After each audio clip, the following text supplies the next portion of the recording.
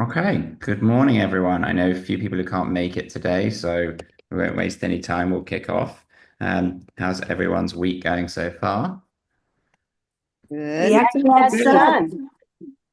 Oh, hold on, Joanne, you're in the echo chamber because you've got two. So you just got to or actually, do you know what? I can help you out. I can hang you up off your phone. Give me a second. Okay, I just Okay, you there we go. off. I'm hearing. There we go. Joanne, try talking to us. Can you hear me now? We got you loud Yes. and clear without an echo. Perfect. That's great. All right. Sorry about that. No, no problem at all. Just I got images from a few of you. Joanne, just to confirm, did you send me any images? Yes. Oh, strange. Maybe they went to my junk. Let me have a look. So plan for today. Today's our last class. Can you believe it? It's flown by. Oh, Um, oh, and sad. Yeah, well, hopefully we're going to carry on in the fall. But I know there was a request from Susie, who's not here today, to cover a little bit of post, like what we call digital file management. Like, how do we organize our files? Where do they go? Like, how do we treat them both off the computer? How do they get from the computer to from the camera to the computer? How do they get then? Where do the files go? Where do the ones live in Lightroom? What happens when we have too much space? All those things we call digital file management. So I want to spend a little bit of time covering that today. I want to start by looking at everyone's pictures, and then we'll go from there and then spend the second part of lessons. And Joanne, I'm just looking, it looks like your pictures didn't come through, and it may be your modem issue, but I can see that they didn't come through on the email. So if you want to try and resend them, you can resend them while I'm reviewing everyone else's, and I can pull them up. I'd happily pull them up, but yeah, they definitely didn't come through on my email. But if I use my phone, that's going to foul things up, right? No, no, just try it from your computer. Your computer just seems like it's working fine. Oh, Just oh, resend the email with the pictures if you can, and we'll take a look. In the meantime, let's take a look at everyone else's pictures and see what we got. So let's share my screen, sharing my Lightroom. Okay, everyone can see this okay? Mhm. Okay, great. Let's make sure that we can all see my drawings. Okay. yeah. Hello. Hello. Yeah. Good. I could draw a camera instead, but there we go. Um, the okay, so quality of the imagery, 100%. This is the best set that you guys have sent me, which is great, which is what I'd expect. Like we're getting better and better as we're progressing through the class. You know, I've pushed you out of your comfort zone, like on a lot of these different assignments. This one, no different. Shooting backlit is I'll start with this one actually. Shooting backlit is one of the hardest things you can do in photography. It makes life very difficult for a camera because the dynamic range from which you're shooting is very large. That's to say that the light coming from behind, if you remember when I started right at the beginning of this course, and I'll just reiterate it, if we have a clock, this is a great way to think about lighting in photography, and you're at 6 o'clock taking your picture here, let's say of your flower. In an ideal world, we love the light to be coming from 4, 5, 7, or 8, coming from behind you as the photographer onto the subject. If ever you've been into a photography studio, the photographer shines the lights onto you. They don't shine them from behind you into the camera. That obviously illuminates the subject or you if you're in a photography studio. But B, what it does is it means we can control this thing called dynamic range. Nancy, remind me, what does dynamic range mean? The span of light to dark. Good. So how much light our camera can see from the darkest of the darks, the blacks, to the brightest of the brights, the whites. Better cameras have more dynamic range. They can see more light. But your dynamic range, whatever camera you have, whether you have an $100 camera, and $1,000 camera, or a $10,000 camera, it doesn't matter, or just your phone, the dynamic range is always fixed. There's only so much light that your camera can see. The problem is when we look at a scene and the dynamic range, if I draw another diagram here, I'll do it in a different color. So here's your dynamic range. Here's shadows and here's highlights. So this is this is getting brighter. Is that what often happens, especially when we shoot backlit, is the amount of light in the scene exceeds what your camera can capture. So there's like darks over here and there's brights over here that you can't get in. Or you have to make a sacrifice and you have to like shift this whole thing up to the highlights and then you lose some shadows. But this dynamic range, this size is fixed. You can move it around, but you can't make it any bigger or any smaller. And that's why generally, whenever I talk about and start talking about lighting with a group, I always say if you're out and about, if you go to a garden, if you can move, move. Zoom with your feet. Make the job easier for your camera by having the light coming from a slight angle behind you. So that's kind of over your right shoulder or over your left shoulder. And we always call the main light in photography, you hear this referred to a lot, it's called the key light. Joanne, what do you think the key light is in the real world when we're out and about? The sun. You got it. Exactly. Good. So the key light in the real world is always the sun. The key light just means your brightest light source. So we want to make sure that our brightest light source, the sun, but if you're in your house, that's usually either the lights above you, but it's often the window. So like it's a great idea to back yourself up to a window and have the light from the window shining onto your subject. It's kind of like I look pretty well illuminated at the moment because I have a window behind me shining onto me.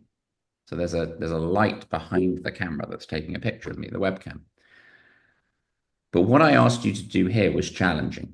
And I would never set this for a beginner group. It's because you guys are in kind of more an immediate advanced level, is all of the pictures we're going to look at today predominantly, the light is coming from 1, 2, 10, or 11, i.e. it's coming from behind the subject into the camera. Instead of being like this, where my flashlight shines onto me, the light's coming from behind here. And you can see already my webcam even doesn't like that. It like makes these big lines and like it can't capture the dynamic range. It can't get this and this. Perfect. Like in real life, I can't get my torch in there. But in real life, my torch doesn't have these weird lights like coming out of it. So shooting backlit is a challenge. And there's a few tips that I want to give you as we run through these to help you shoot better when you backlight a subject. But just so everyone's aware, because a couple of people emailed me about they were having some difficulties with this, which I would expect because it's a difficult assignment. But backlighting, what it does is it can provide a very, and you'll see this in the images that we look at, a very like ethereal quality to your photography. It can make it look more dreamy and soft and romantic and calm and melancholy. And there's lots of adjectives I could use to describe it, but it provides a certain look. But the camera, especially your iPhones, find it very, very difficult to shoot backlit. So, and this is true, like if you went to a garden and you looked at the bit of the garden where the sun was shining on the roses and the tulips and the poppies, they're all going to look beautifully illuminated. You turn around the other way and you look at the part of the garden that's in the shade, because the sun's coming from here, so the sun's not hitting the bit back there, it's going to look flat. It's going to lack dynamic range. And when Nancy correctly said dynamic range is the amount of light that we see in a camera, remember light and color are inextricably intertwined with each other. So the more dynamic range we see, the more color we see. Also, the more contrast we see. In fact, I'll write these down because this is a good thing for you guys to note down. So increased dynamic range equals increased light, increased color, increased contrast, and increased clarity.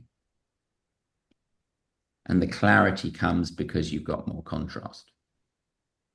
This could be like definition.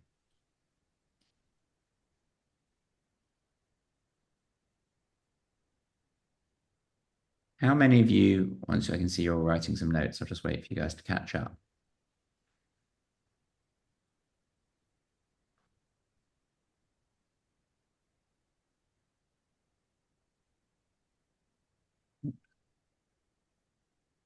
How many of you have played around with your camera and tried creating what's called an HDR? Show of hands. Create a what? H HDR. H for eight. I'll write it down. HDR. Oh, I HD. don't know what that is, I don't think. No, that's okay. high dynamic range? Good. Good, good, good. But have you ever tried doing it, Charlie? No. Okay. Joanne, have you tried? I think through a class. Okay, fine. So before we even launch into these, I want to cover this because this is really important when it comes to backlighting. And you see this sometimes on your iPhones. If you point your iPhone at a high contrast scene, let's just imagine you were inside your kitchen and you pointed your camera out the window. The camera's going to see your kitchen or your room that you're in being quite dark. And it's going to see, especially if it's sunny outside, it's going to be seeing the sun and like the scene you're looking at as very bright. And it's very hard for the camera to get both of those in. You kind of have to choose. You have to say, I want the scene outside to look perfect, then your kitchen's going to go really dark. Or you say, I want to be able to see my kitchen, but then what's going to happen is you're going to overexpose the outside. Some of you may have encountered that problem before. So there is a technique in digital photography that's incredibly popular called HDR. And we'll maybe spend 10 minutes or so on this. And Charlie just correctly defined it. What the initials mean, the acronym means, is high dynamic range.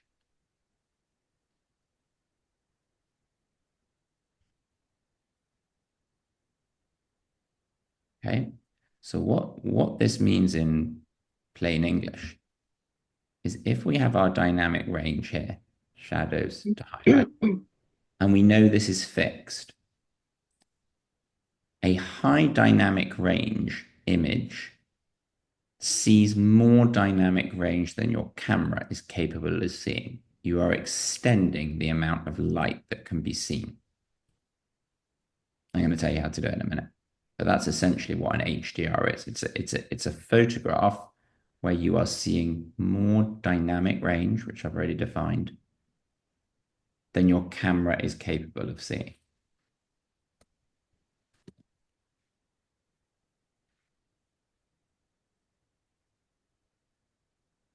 And some examples for you guys in a minute. Okay. Tell me if I'm going too fast for anyone.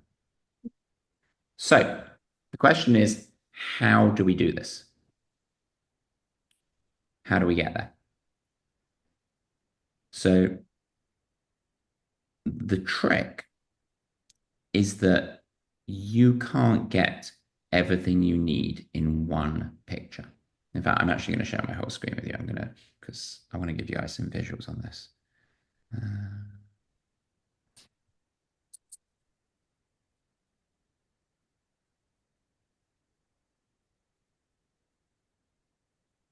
Okay. So let's see if I can find a good one.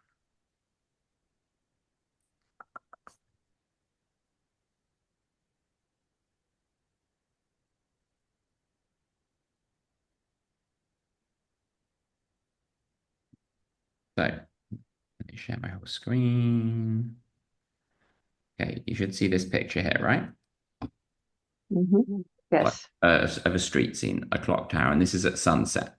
This is backlit. The sun is coming from like 12 o'clock, coming straight into the camera. It's coming from behind. The trade-off that we usually have to do is we have to say one or the other. We have to say, do we want to, this is kind of just a visual of what I was explaining. Do we want to capture the sunset or do we want to capture the street? The camera can't get both of those in one frame because the dynamic range is too large. Now, usually, if we don't do what I'm about to tell you, if we don't create an HDR image, It's always better if you have to choose one to do this one. It's always better. There's a good phrase in photography that says expose for the highlights, which means that we always want to make sure that we've set our shutter speed, aperture, and ISO to the correct level so that the brightest part of our photograph, the key light, and you're going to see on some of the pictures you guys took, you did it really successfully. The key light is correctly exposed. The reason being is this is very easy to brighten up afterwards. We can get it back. There's plenty of data there. This, when it goes totally white, we call this blown out or overexposed. This detail in the sky has gone.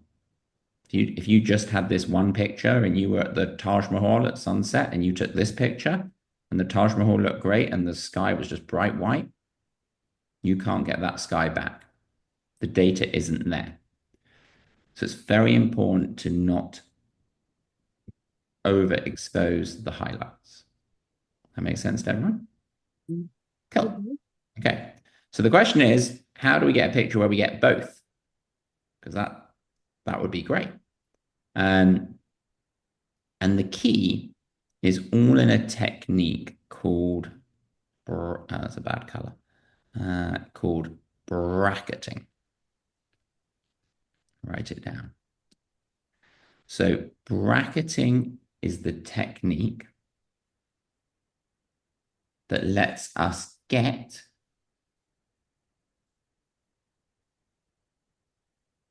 to an HDR image.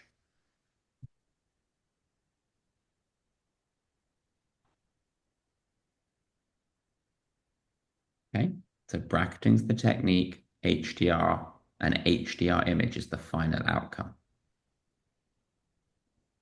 Okay, so remind me, I've got it in my notes, but I just, show of hands, who has a Nikon camera? Okay, who has a Canon camera? Who has a Sony camera? Okay, cool. Joanne, remind me because I can't see you. Are you Sony? Sony, Sony as well. I have Okay. a Sony. Okay, great. So three of you are on Sony and Nancy's on Nikon. And I know on the group, I'm just going to say it for everyone on the recording, there's some Canon people as well. So I'll make sure I cover how to do this for all three of the cameras. It's pretty much the same. It's just located in a different place. It also depends what camera you've got. So what bracketing is, the definition of bracketing is taking a number of different images at different exposures. Here's a really good example.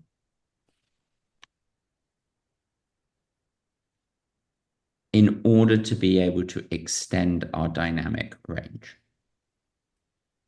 So if you imagine, here's my dynamic range, let's use a better color. Here's my dynamic range in this picture. Shadows to highlights. Like in this picture, you can see, like, I can't see what's outside the window. It's blown out. The bedroom looks okay. If I get the bedroom looking perfect, the outside looks totally white. If I get the chair looking okay here, then everything else is too dark. So what bracketing allows us to do, I mean, it's a bit smaller, is because we take multiple frames, we do a frame over here, shadows to highlights. We do a frame over here, and we do a frame over here, shadows to highlights. What that means is your dynamic range has gone from just being able to see this to being able to see a lot more, triple the amount. So suddenly in an HDR picture, that's why it's called high dynamic range. And I want to explain the theory here, which is what I'm doing here first before I explain the practical of actually how we do it. You can see that you are getting more light, more color, more clarity, more contrast. Okay. And I'll show you actually a good example. Probably quicker for me to do it here than pull up my own stuff. Let's just have a look. Bracketing, HDR photography. Okay. So a picture like this, if ever you see a picture like this, like that, I can 100% tell you that that is not one photograph. It is impossible for the camera to do that. No camera. Doesn't exist. You can't do it in one frame. You'd have to make that choice of, do I want the sunset or do I want the flowers? But by creating an HDR picture, we can get it all by taking a number of different photos at different exposures. Okay, makes sense to everyone so far? Good. So the question is, how do we do it? Okay. And I'm actually going to just unshare my screen completely so you guys can see me big. So when we bracket, usually we have to dictate and tell the camera how many frames we want to take and how many stops of light we want between each frame. Remember, a stop of light, if you gain a stop of light, you are doubling the amount of light. If you lose a stop of light, you're halving the amount of light. So generally, what we want to do, and kind of how your cameras are set up by default, and you can also do this manually, is we start by taking a picture. Here's a good one. We start by taking a picture in the darks, in here, where we set our camera where just the key light is well exposed. Now you can do this technique, you can bracket manually, which I'm going to tell you how to do first, but you can also set it up so your camera will do it for you. I like people to bracket manually, and I recommend it at the beginning because it helps you really understand what's going on, rather than kind of letting the camera do all the work for you, and then sometimes you don't get the desired result.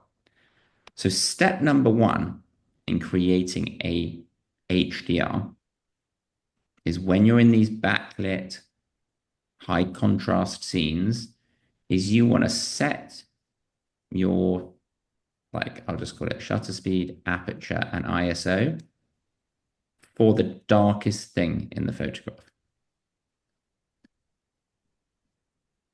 which would mean you'd get a picture that looked like that one, number one. Okay. And you take the picture. Also very important here, because we're taking more than one frame.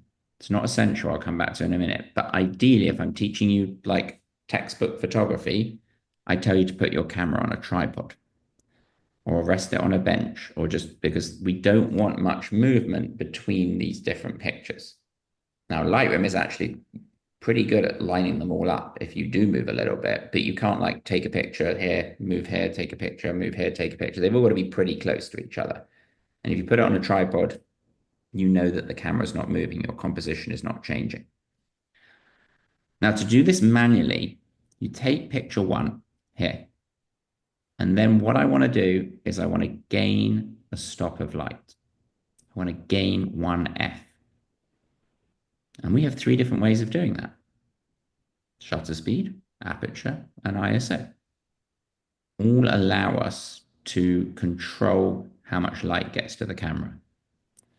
Charlie, can you, when you finish making your notes, can you remember how many clicks of our wheel, whether we change shutter, aperture, or ISO, we need to do to gain one stop of light? 3. Good, really good. Yeah, we learned it a couple of classes ago. Excellent.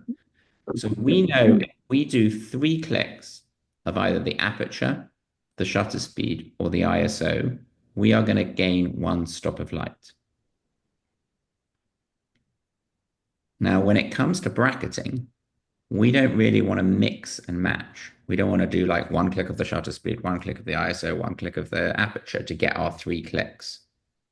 Nancy, which is the right one? Shutter speed, aperture, or ISO for bracketing? Which do we change? Shutter speed. Good. Why? It's easier to change faster. No, Um, I'd argue you can change them all as quickly as each other once you get used to it. um, Think about what would happen if we changed the aperture. Let's say we took this picture at f22 and then we took 3 clicks and this one went to f18. What's going to be the difference between these two pictures other than the fact that one's going to be brighter than the other? What does aperture control? Think about it. The amount of light that's going on the sensor, Yes. And what else does it do other than control the amount of light? depth of field. Good. So if we change the aperture between these pictures, okay, and we like did this and the picture and we change the aperture, that's going to be a disaster when we put them together. Because this picture is going to have like only a little bit in focus at the front and everything else blurry, and this one's going to have everything in focus. So we never change, rule of thumb, you never change the aperture in order to bracket your exposures. Same when it comes to the ISO. I could easily gain this one stop of light by maybe this first one was at ISO 100, and then I go 200, 400, 800, 60. I'm just adding stops of light, how I know the numbers. But Joanne, as well as making this picture brighter, what's going to happen as we go along my arrows here? What's going to happen to the brighter pictures? you're losing the detail. Yeah, why? I'm sorry, I was writing my notes. It's okay. I'm sorry, I just can't see you, so I didn't realize. But think about it. What happens? Mary can help you out. What happens, Mary, when we increase our ISOs on our cameras? Oh, you get You get less light. You get less light. Yeah. Well, no, you actually it's the other way around. If you more increase light, your ISO, you get more light. more light. Yeah. Okay, But right. but as well, and think easy way to think about ISO. Two ways to think about ISO, just to try to solidify it in your head. I always say to people that one of two metaphors. One, it's like a dimmer switch inside your camera.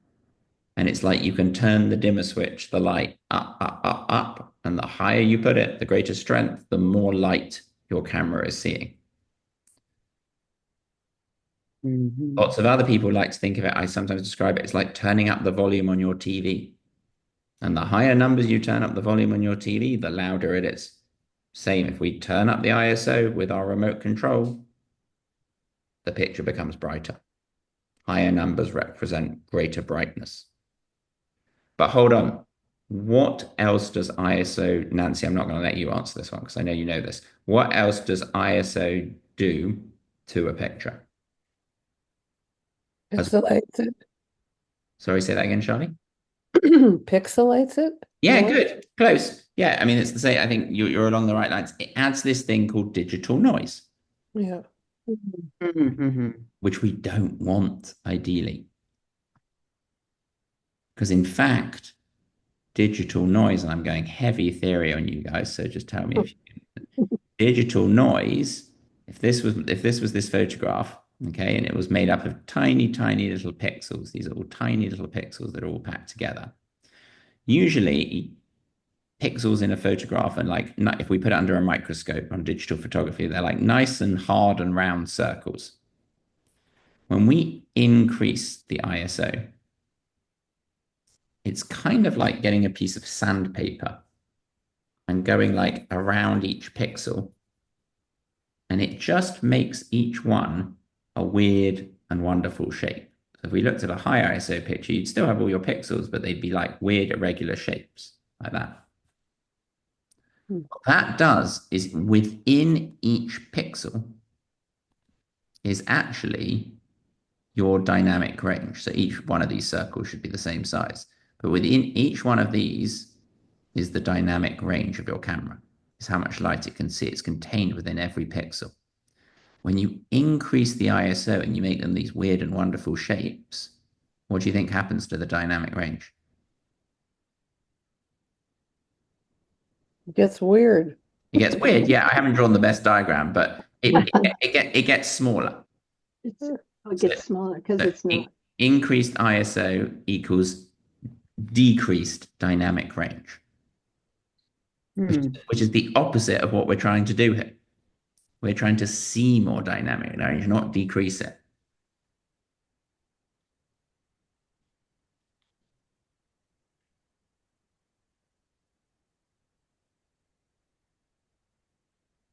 Okay.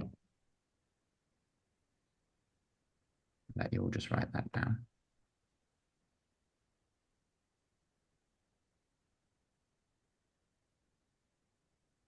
Okay. So, and the other thing that the reason it actually decreases the dynamic range is mainly because of this thing Charlie alluded to, which is called noise. An increased ISO equals increased noise. And noise means less sharpness, less quality, more grain, less color, because there's less dynamic range, less clarity, less contrast. So we don't want to change the ISO in order to get our multiple pictures.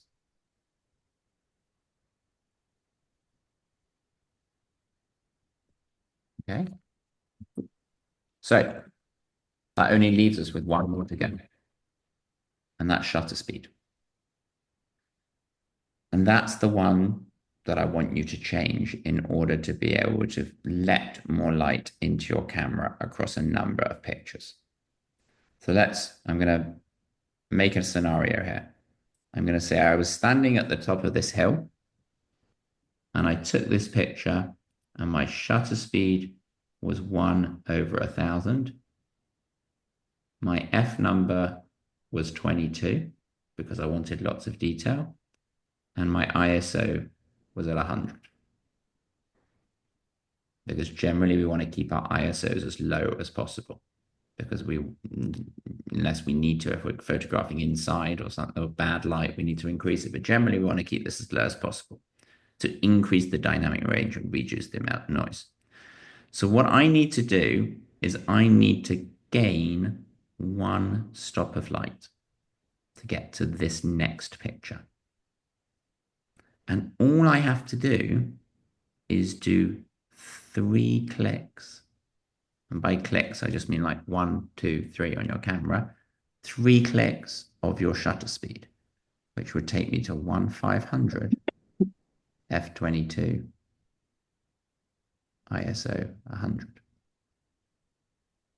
And then I do another 3 clicks. Do another 3 clicks. And that would take me to, let's just change the color so you guys can see. That would take me to 1/250, f22, ISO 100. In 95% of circumstances, when you create a bracketed image, you need no more than what I've shown here is 3 frames, 1 stop apart between each other. And in a minute, when I get into your cameras, you're going to see lots of shorthand that's going to say like 3F1S or 5F2S. Just means you get to choose the number of frames and you get to choose the number of stops between each frame. The more dynamic range there is, and usually the anomaly is when you're shooting directly into the sun like this. Any other time, you don't really need, let's just pull up my website for you for a sec because I know where to go. Let's just go. Here, let me find you an HDR picture. Okay, so like that is an HDR. Oops, let me pause it. That is an HDR. That is an HDR. Even that's an HDR. Sometimes. So is that one. So is this one. Sorry, that one. But like that one, I didn't need it. This one, I didn't need it. This one, I didn't need it. because the dynamic range could be contained within my camera. But some of them, I don't know, like this one is an HDR.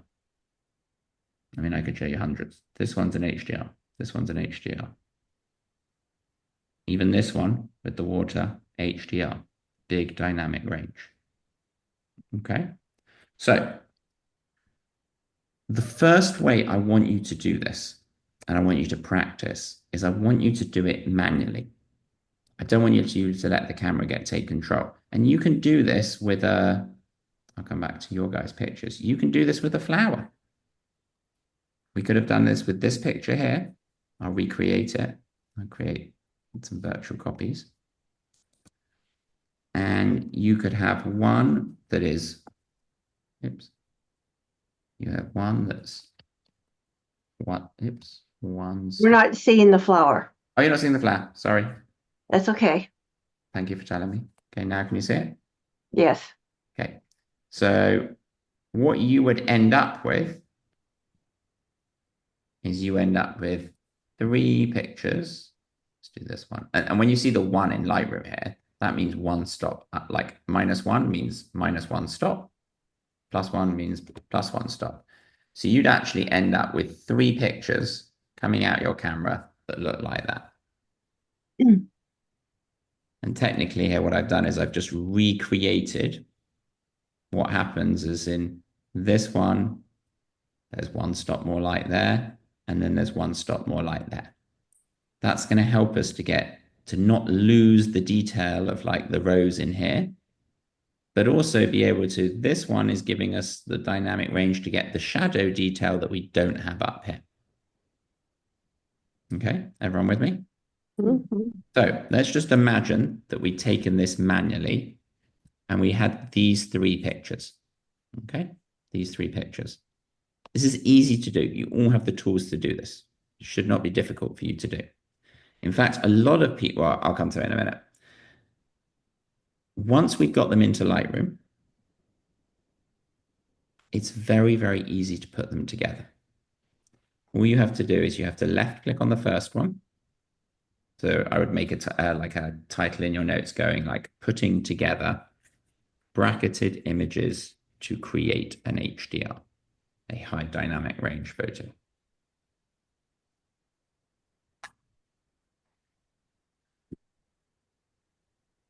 I have a question. Of course. Do you have to start with the darkest and move to the lightest, or can you do the other way around? You can, but it gets confusing because it's much. Imagine we had them, and I'll do a really obvious example. I'll do like this one. If you had it the other way round, it takes a little bit more like brain power. Stroke, you've got to get your head around like which is the bright one. I mean, sometimes it's really obvious, but which is the bright one and which is the dark one. So like, if it was like if these 3 were like this way around, for example. Okay, even or if they were like that, Mm-hmm.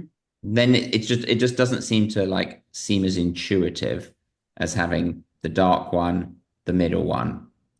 Sorry, the dark one, the middle one, and the light one.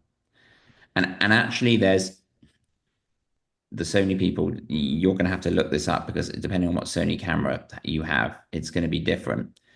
But in a minute, when I show you how the camera can do it, unless you've done this before, the camera and professional photographers, we all complain about this. We just don't know why it hasn't been changed.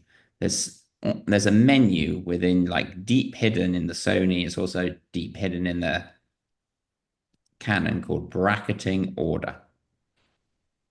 And what we want is one that says under, middle, over.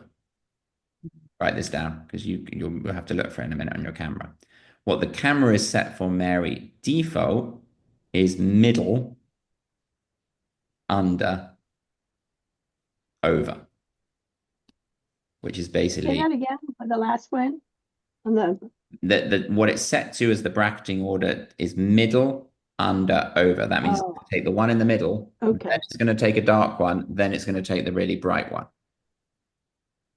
So it ends up looking like this, and then it's really hard to keep track of. And also, Lightroom hates you Because Lightroom is designed, Mary, to your point, not only is it easier, but Lightroom really wants you to select them with the darkest one first and go darkest, brighter, brighter.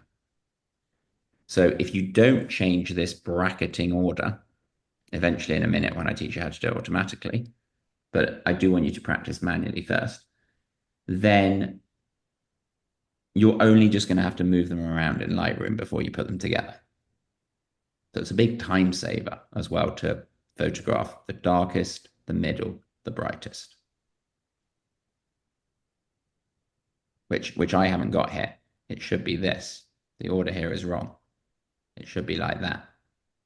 Darkest, middle, brightest.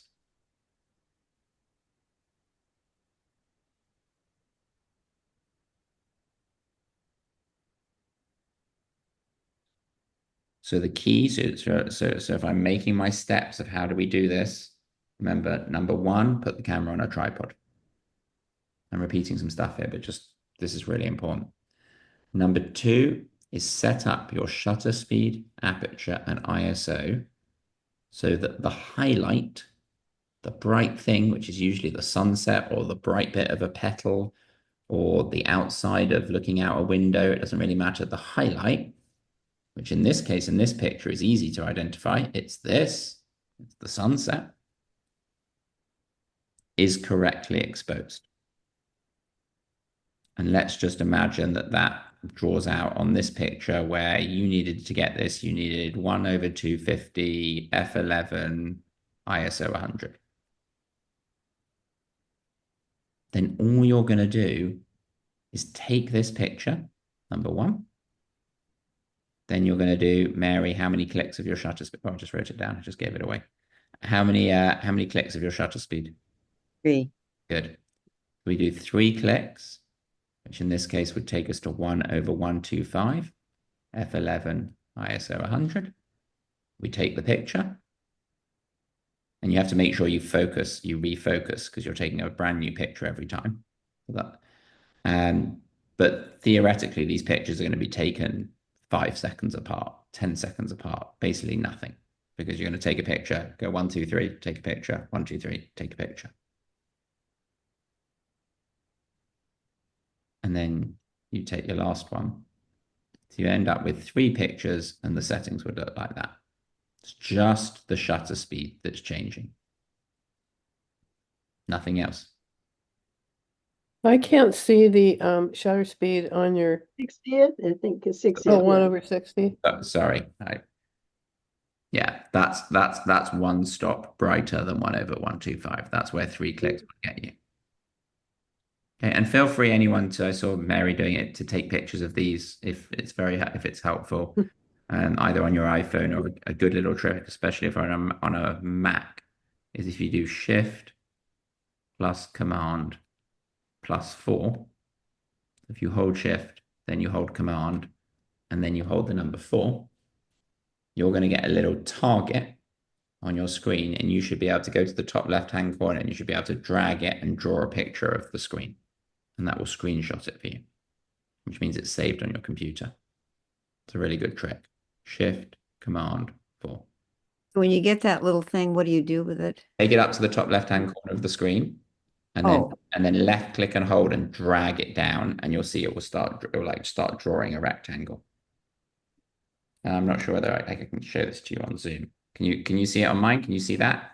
Can you see me drag? Yeah, okay. Where are you dragging? Oh. So what I do is I go Shift Command 4, and I get this like target. I take it up to the top, and for Nancy, for you, this is Shift Control 4. And you take it up to the corner. And this is great because sometimes you don't want to screenshot a whole thing. You just want to screenshot this, and you take it up, and just like that bit now will just get screenshotted. And it will go into your recents folder on your computer. So after you make this rectangle, then what do you do? Then that's it. It takes the picture automatically for you.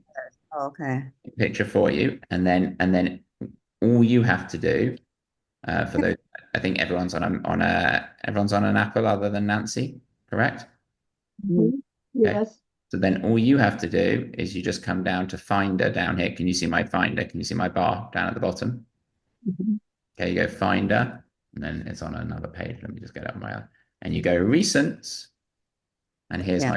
my oops. And here's my screenshot that I just took. Yeah. And then you can put it in a folder. It's really Okay. good if ever you're watching any Zoom classes or I always encourage people to do this. Just if you see something and you find it useful, or this works for anything. This is anything on an Apple computer. If you're on a website and you want to screenshot it and send it to someone, Shift Command 4, or for Nancy, Shift Control 4. Thank you. Okay, good. So let's get back to this. So here now we have 3F, 1S. That means 3 frames, 1 stop apart. So we've done the bracket here. I'm pretending that you did this in the camera. Mhm. To put them together, you're going to left click on the first one. You're going to hold Shift and left click on the last one, so that all 3 of them are highlighted.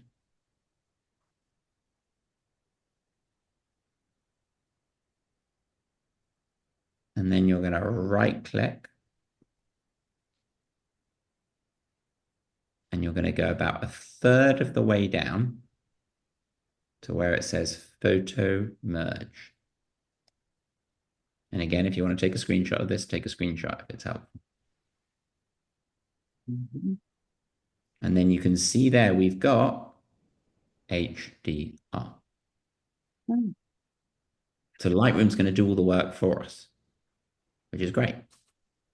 So if I click on this, so just as a, so you select the first one, hold Shift, select the last one, right click, edit, photo merge, HDR.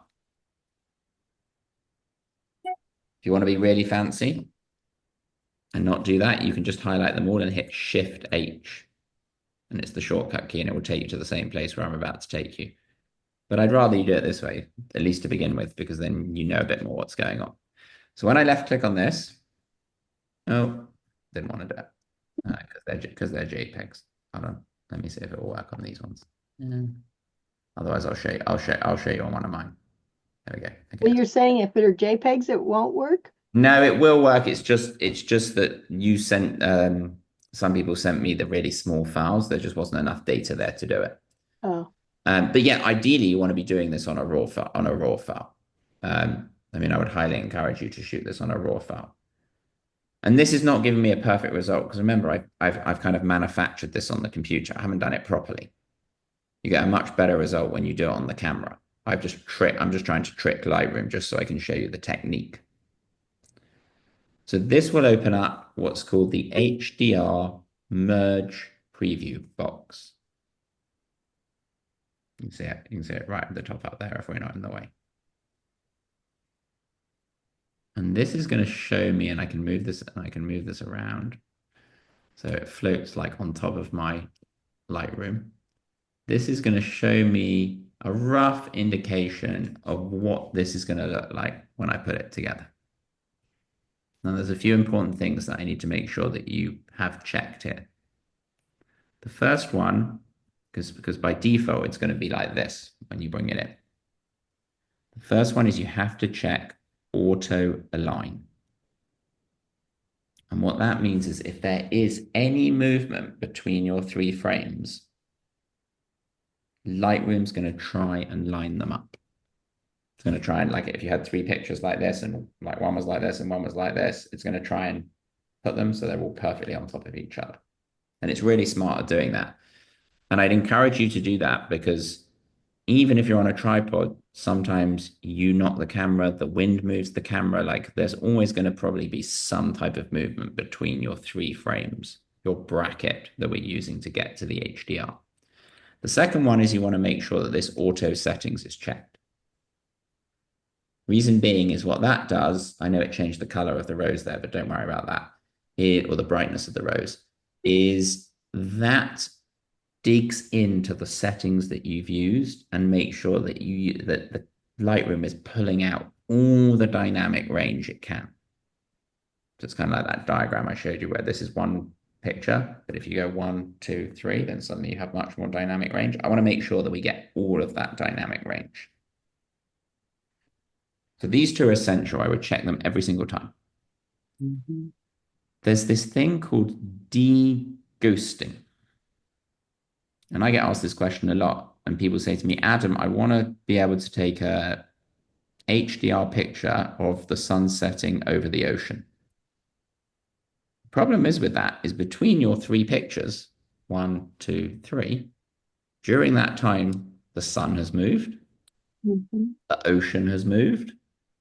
Like it's not like this is easy when you're photographing a flower, but when you're photographing something that's moving, you're always, however quickly you can do it, and like I'm like I do it really fast. But if I'm photographing waves in the ocean, there's going to be movement. So what this does, it's really smart, is and what happens is in that movement, in let me see if I can give you a visual again. Open up here. I'll show you what it looks like. Can you see, are you back to that picture of the Yes, sunset? Good. yes. Okay, great. Let me show you just what it looks like.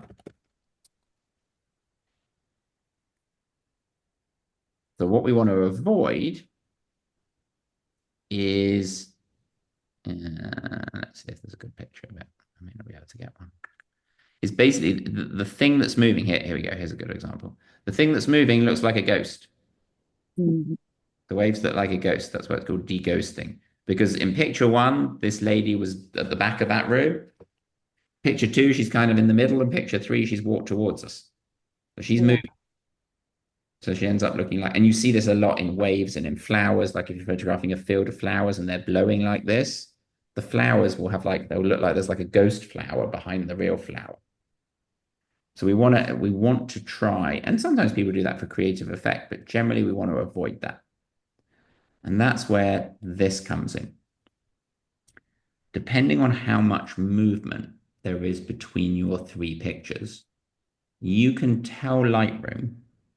Imagine this was, I'll draw a really bad picture, but imagine this is the ocean, okay, and there's a load of houses here, okay, and you're standing here taking your photo. The houses aren't going to move, but the ocean is going to move between your three pictures.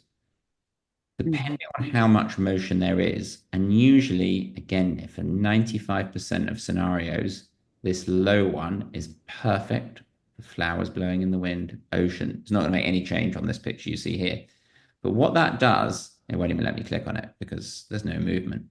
But what that does is that takes between those 1, 2, 3 frames, it will take just one, the one where the waves are correctly exposed, and it will kind of take that part and then it will build the rest of the HDR around it. So the waves aren't a combination of three photos. They're just the one that had the best exposure for the waves, which could be the middle one, could be the bright one, could be the dark one. And it's going to fix that. And then everything else, it's going to create a blend of the other three images. So it avoids seeing that ghosting effect. Now, if I was out photographing cars going down a highway and I tried to do an HDR, I would have to have this on high. Lots of people try to do HDRs of bird photography, and it's almost impossible because if you're flying a bird and you take a picture and the bird's over here, then the bird's over here, then the bird's over here, you're just going to get a ghost of the bird. And if you hit high, what it will do is it will just take one of the frames that had the bird sharp, and then it will build the rest of it as an HDR. It essentially, if I talk in photography language, it masks off the areas of your photograph that are moving and just works on the rest of them. It's kind of like putting a shield over them. So just the things that are moving don't get touched. Okay. So this one, for most of you, I would just keep this on low 95% of the time. Because even if you think there hasn't been some movement, there's probably been some movement. Because most things in the real world move. Unless you're taking a picture of my Gatorade bottle, then most natural things have an element of movement to them. If you were taking a picture of your dog lying on the sofa and he was like this, He's still probably going to move a tiny bit between the three frames. Even if you think he's sleeping, he's breathing and he's going up and he's going down. And then the last one here is we want to make sure, I'm going to recommend actually for the time being that we keep this turned off. That's not to say I won't at some point recommend that we do something with this, but it's just something else to think about that I don't want to overburden. But essentially what a stack does is it's kind of like a stack of pancakes, is here's your original picture, and it will put your HDR picture over the top, and you're looking down on it like this. So you can't see the originals, and the originals would be 3 frames. Now that confuses a lot of people because they think they've lost pictures. And it's a whole process to unstack them and restack them, and something that I just don't think we need to go down that road right now. Instead, what I want to see is I want to see my 3 frames, 1, 2, 3, going from dark to bright. And then I want to see next to it my HDR picture, my final one. So I'm going to leave this unchecked. And then I'm going to hit merge. So I'm going to just go over that one more time from the top. So once this HDR window opens, we're going to make sure that both of these are checked. And you need to do this every time. You need to just make a mental note to do this. But once you've done it a few times, it will become automatic. You're going to, depending on the amount of movement, choose what's called a de-ghost amount. But my recommendation is to keep this on low. You're not going to stack them. You're going to keep that unchecked. And then you're going to hit merge. Okay. Anyone got any questions on that before I hit it? Take a picture of it if you need to. Wait. Yeah, no problem.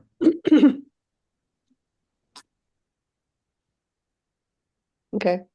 You got it? Good. So when I hit merge, watch the top left-hand corner of my Lightroom. This may be pretty fast, but so the very top left-hand corner. Ready, steady, go. Okay, you see there it says creating HDR right at the top, and it's done. It was really quick. What that has now done is here's my original 3 photographs. 1, 2, 3. You see, Mary, it kind of makes sense when it's dark, middle, light. And then there's my HDR.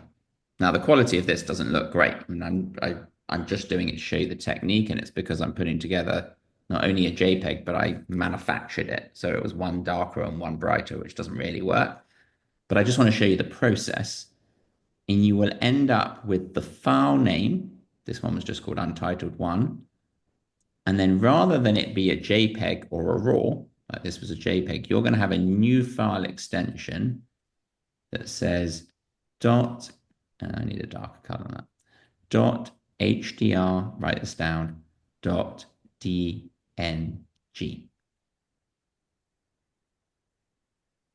It's actually dash HDR, sorry. Joanne, can you remember what DNG stands for?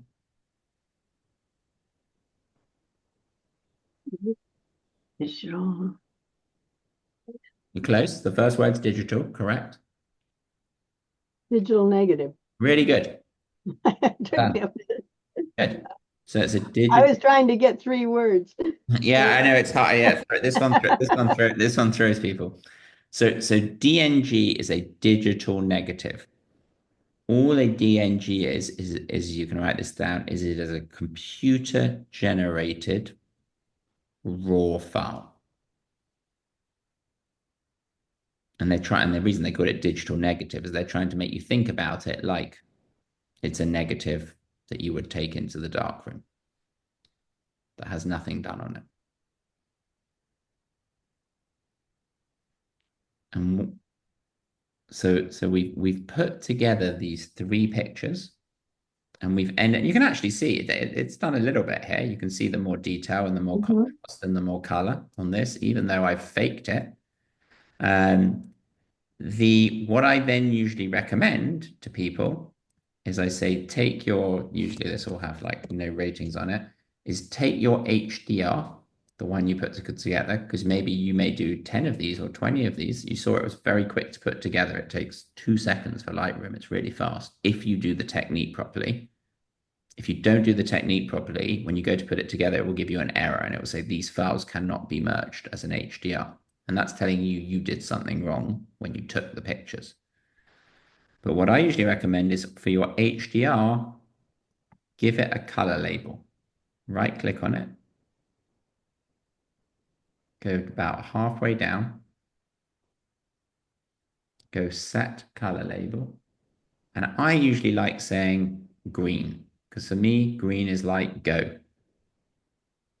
Like that's my one that I'm eventually like, because and this is just your base. I can now come and do all my editing and I can work on this and do whatever I want to it.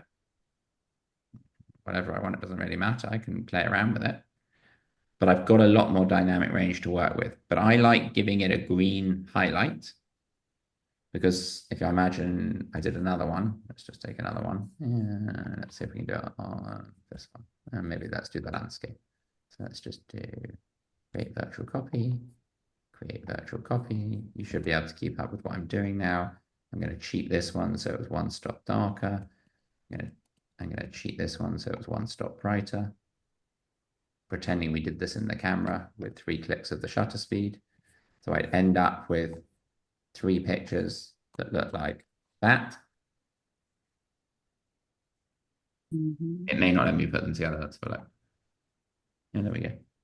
Okay, then I go to put them together. Now this one, there's movement, although there's no movement here because I faked it.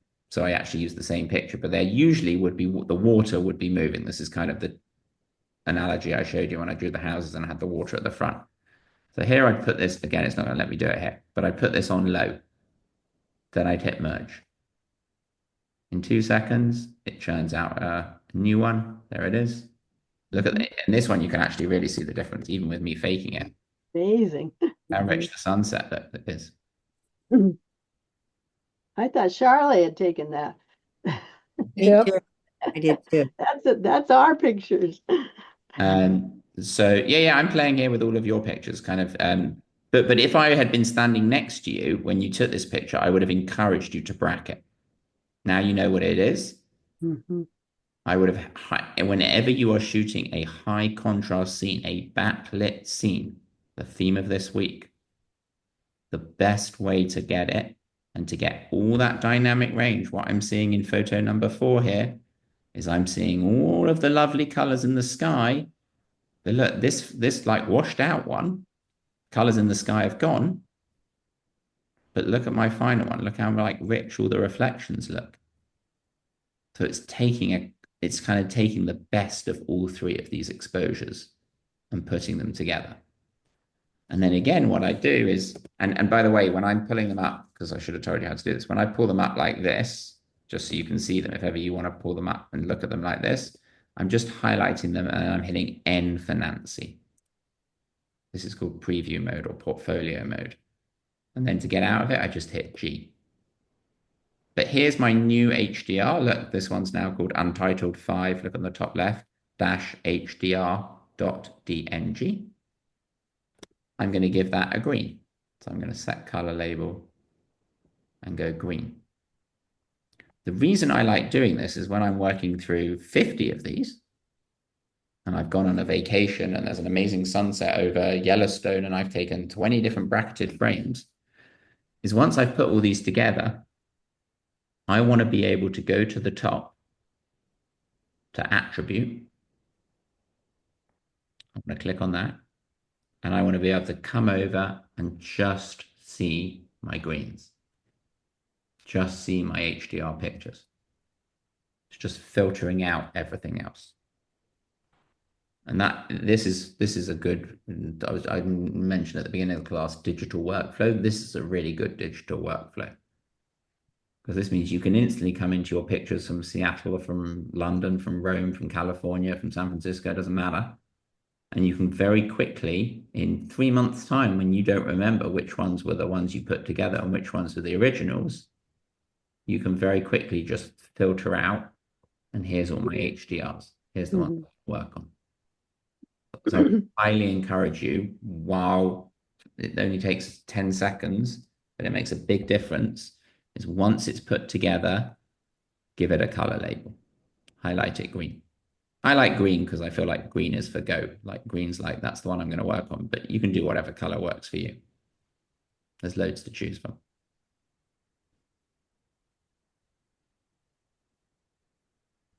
Okay. Anyone got any questions on that so far? That all making sense? It's amazing with this group how I get taken down these like rabbit holes that I don't intend to go on. I had no intention here today of teaching you guys this HDR, but the minute that you said you didn't know how to do it, I was like, I really should show you how to do this, because this is a really big skill in digital photography. It's a huge technique, and it's used across all genres: floral, food, portrait, landscape. Doesn't matter. Whenever whenever the dynamic range is large, we want to generally try to bracket. Although obviously it's harder to bracket a running dog because the dog's like here, here, and here, than it is to photograph like or bracket this landscape. So step number one, homework that I want you all to do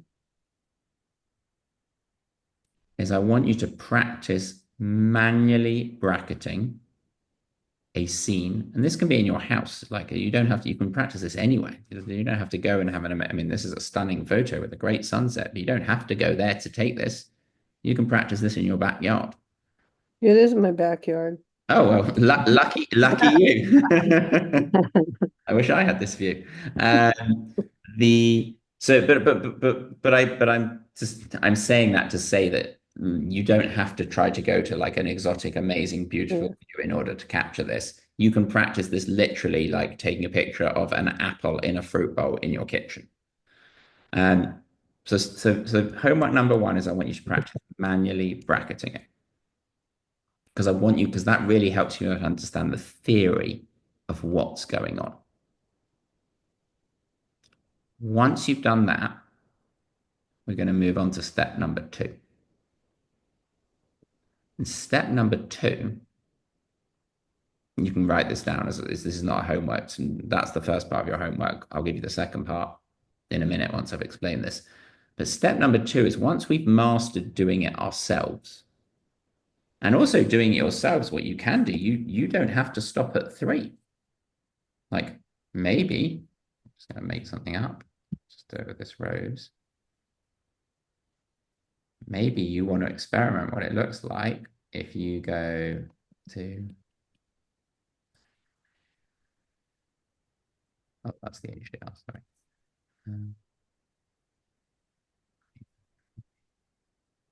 Maybe you want to experiment what it's like if you do 5 pictures.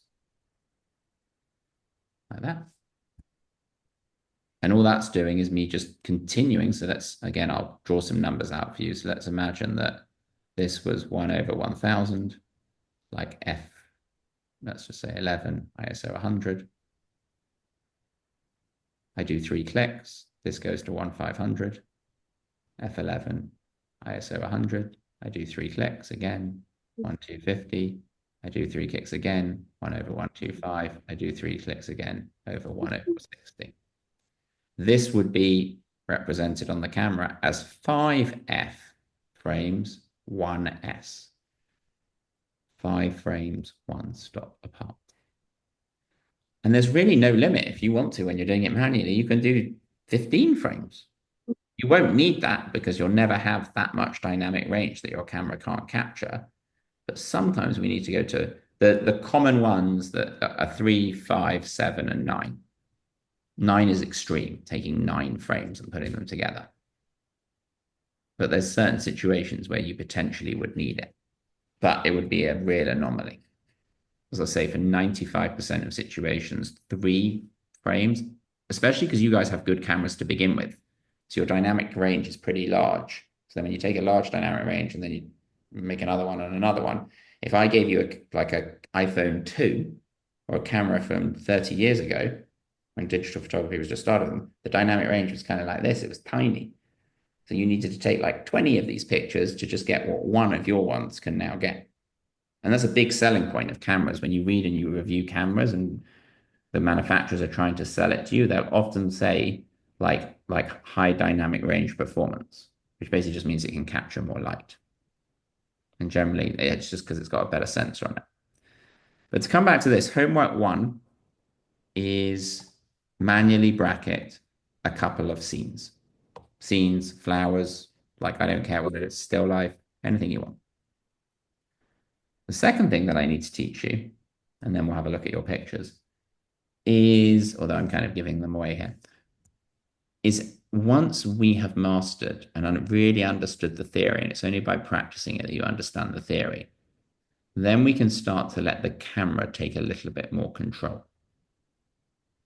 And all of your cameras, if you set it up right, the camera will automatically change the shutter speed for you between the pictures. You don't have to do it. And in a lot of instances, let's just imagine you put your camera on a timer. So you press the button, it didn't take the picture right then, and it went 1, 2, 3, 4, 5, and then it took the picture. Your camera will go 1, 2, 3. Will take 3 pictures in a row, and each one of those pictures will be one stop apart. It will do the work for you. I need to show you how to set it up. But I don't like people doing that right at the beginning because they get confused of what's going on because they've kind of sprinted a bit before they can walk. And I think that you need to learn how to manually bracket first. And remember, hold on, Mary, one sec. Manually bracketing is always changing the shutter speed, never the aperture and never the ISO. Go for it, Mary. So supposedly in our menu, Yeah. if we click on something Oh, for yeah. them. I'm gonna show that it's even quicker than going to your menu because Sony, Canon, Nikon know that this is something that people want to do the whole time. It's not hidden deep in the menu. It's in a really obvious place. Now, on each one of your cameras, it's going to be slightly different. So I'm going to kind of give a bit of a generalized overview so you know roughly the right place to go. Because even on the Sonys, like you guys have probably got 3 different Sonys and it's in a slightly different place in all of them, but it's basically in the same place. On some of your cameras, those of you with Nikons and Canons, not the Sony people, but you will see on the top of the camera is a button that says BKT. You don't have it on a Sony camera, but it's on the Nikon and Canons, which is why I'm just saying it because I know there's lots of people on Canon here. And you'll see a button that says BKT. If you tap on that button on your screen, you will see it will say 0F, 0S, like this. That's in to say the bracketing's not turned on. This is relevant to you guys on Sony as well, because what you're going to see in a minute when I tell you where to go is the same. All you have to do is hold down, this is for people on Canons, hold down that bracketing button, which is on the top of your camera, and turn your wheel as if you're going to change your shutter speed. And what you will see will happen is this will jump from 1 to 3 to 5 to 7, and for some of you to 9. It depends what camera you've got. But for most people, it does 3 or 5. So that's you automatically telling your camera, please take 3 frames in a row. Let's just imagine we put it on 3F. That's the back wheel for those of you on Canon.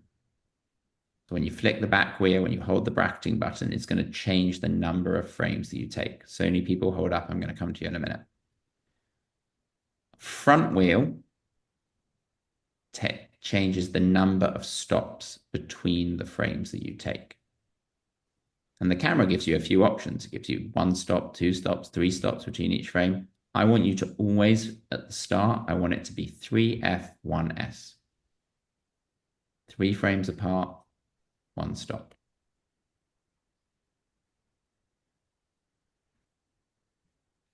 Now, the other thing you have to do here, when you manually do this, I mentioned that you have to refocus between each picture. So you have to take picture 1, refocus, take picture 2, refocus, take picture 3. Problem is with that is that slows you down.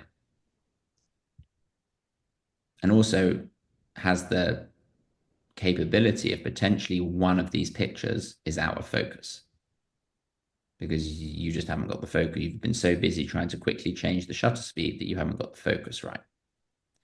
So I want to eliminate that out the equation. And the way we eliminate that out of the equation, and this is true for Sony, Canon, Nikon, all the same, is we never take a picture when what's called your drive mode, which is how many pictures you take in one go when you press the button. Your drive mode is never going to be on S, single. I don't want you to take a picture, wait, change the shutter speed, refocus, take a picture. Change the shutter speed, refocus, take another picture. So I want to move the drive mode from S, and this is going to look slightly different on all your cameras, but basically the same, to you should have an L, an M, and an H. Some of you will just have an L and an H. Some of you will just have an H. Depends what camera you've got. This means low, medium, and high. And this is how many pictures, or this is basically how quickly is your camera taking pictures. I'm very happy for every single person in this group to put it on low. That's like, I don't know, on most of your cameras, that's probably like 5 frames a second, 5 to 3 frames a second, which means when you focus and you press that button, it's going to go, rather than take a picture, then you have to reset it, take a picture, then you have to reset it, take a picture, then you have to reset it. So the first thing we want to do is we want to change the drive mode so that your camera is taking more than one picture when you press down that button. That's step number 1. So step number 1 is you have to change the drive mode. And that's the same on a Canon, a Nikon, and Sony. On some of your cameras, it would be called the release mode, but it's the same thing. It's either called the release mode or the drive mode, depending on if you're a Canon, Sony, or Nikon user. Even Olympus, I know there's someone on this group with Olympus. On Olympus, it's called release. So number 1 is you change the drive mode. Number 2, you've got to make sure that if you go 1, 2, 3, that all of those photos are in focus. And for that, you have to go on all of your cameras, you have what's called a quick menu. Sony, you have like a little Q or an FN. Nikon, you have an I. These are keys that sit on the back of your camera that let you get to a quick menu, which means you don't have to go into the really complicated, like pages and pages and pages of menus. And the quick menus on all of your cameras basically allow you to change the things that you're most likely to want to change regularly. One of the things in your quick menu is that drive mode or release mode, depending on your camera. And that's the first thing we're going to change. The second thing that we're going to change before we go and turn on the bracketing is we're going to change what's called the focus mode. And on all your cameras, you're going to have like some of you will have like a grid like this. It will be like a grid, and there'll be like this one will say AF. This one will like be a symbol of a triangle. This one will say white balance. And for some of you, it won't be a grid. It will be, if this is your camera, you'll have a column on the left-hand side that you can scroll down that has all of these things on it. For some of you, it will be 2 columns. And you can actually just touch the screen, and all your boxes will be here of all the things you can change. But essentially, it's the same. It's just presented differently on every camera. And I don't want to go too deep, as I said at the beginning of just this little part of the workshop, I don't want to go too specific just down Canon or just down Sony, because then I'm going to lose everyone else. So I'm keeping it relatively general, because essentially what you need to do is the same. It's just slightly positioned in different places. And if I tell you what you need to do, you can go away and find out where it is. You just need to play a little bit. Mhm. So the second thing you want to do is you want to change this thing called the focus mode. And what that means is by default, again, on most of your cameras, this will be on S. This means single auto focus mode. And what that essentially is that is the camera, or you telling the camera, because you telling the camera that I want to refocus between every picture. So I want to take it, I want to focus. And most of us remember now, I hope that most people on this group, if this is, let me draw a better picture. If this is our camera, okay, and here's you taking the picture, rather than pressing the button here to focus and halfway holding it down, which is not very reliable, I hope that most people in this group now have now moved. There's a button on the back of your camera here that says AF. It's on the back of your cameras. I've taught you this. I taught you this in about 3 or 4 classes ago. But if you hold your thumb on that, and then you use your foot, so you kind of hold, imagine this is my camera. I hold my thumb on the back button. So I hold my thumb there, and then I take the picture, hold my thumb there, take a picture. This is a much more reliable way to focus a camera. It's called back button focusing. Thumb, take a picture, thumb, take a picture. Does that make sense to everyone? Charlie, does that make sense? I don't know. I don't have my camera right here. Don't worry, just you, and you can go back and watch the recording of this. Like, so it's all recorded. You can go back and follow it in your own time. But you'll see every single camera on the back of it has a button right near where you put your eye that says AF.